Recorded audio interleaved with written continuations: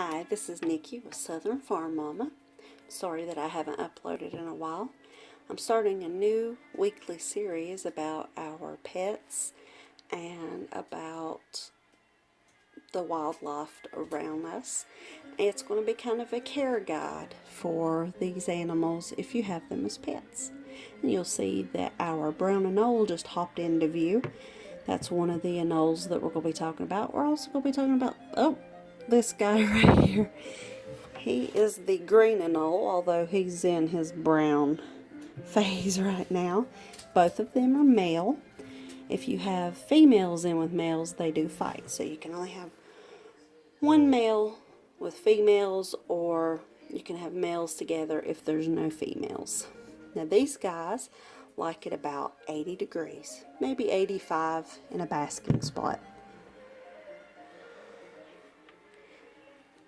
It's okay to house a single anole in a 10-gallon tank.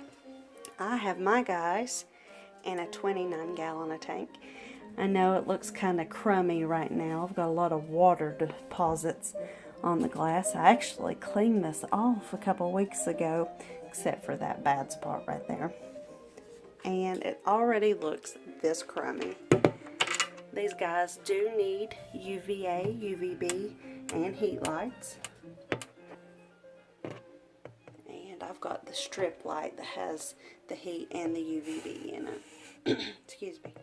Like I was saying, they like about 80, 85 degrees and about 70, 75 degrees at night. These guys like to eat small to medium crickets. You need to dust your crickets or mealworms or dubia roaches with calcium and reptile multivitamin. The calcium you need to do about twice a week for adult anoles and about 4 times a week for your baby anoles. And the multivitamin, you can do it once a week for adults and twice a week for babies. These guys often get bought as first-time pets or first reptiles for children, and it's really not a good kid's pet.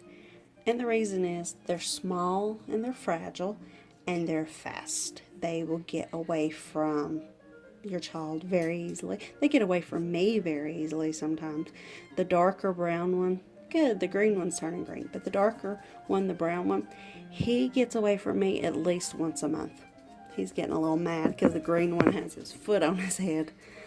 I hope they don't start fighting. They're usually very good together. Now, like I was saying, you can house a single adult anole in a 10-gallon, but it's best to go up 5-gallon increments for each anole that you have. A male with multiple females will work out just fine. You will get eggs, but if you're going to have just males, if you have 2 males, have a 20-gallon tank. That would be really great for them. These guys right here might be hunting around for some food. There was a couple little crickets in there earlier. They like crickets. They like things that they can chase. Excuse me. Now, you can use artificial plants or you can use live plants. I did have this full of live plants, but they started doing kind of puny. So I took the live plants out and I just have some artificial ones in. Looks a little sparse. I usually like to have my arboreal species full of plants. I have a little bit of moss in there to keep the humidity up because they do like a good humidity. Their humidity level should be at about 60 to 80%. I mean, you don't want to drench them. You don't need condensation all the time. But I mist them down in the morning and I mist them down in the evening. And that keeps them a good humidity. Now, if you have a water effect, a waterfall, a reptile mister, that's great for them. I had water in here with them, a water effect with a waterfall, and it kept this area over here very moist, and there was droplets on the wall all the time that they like to drink.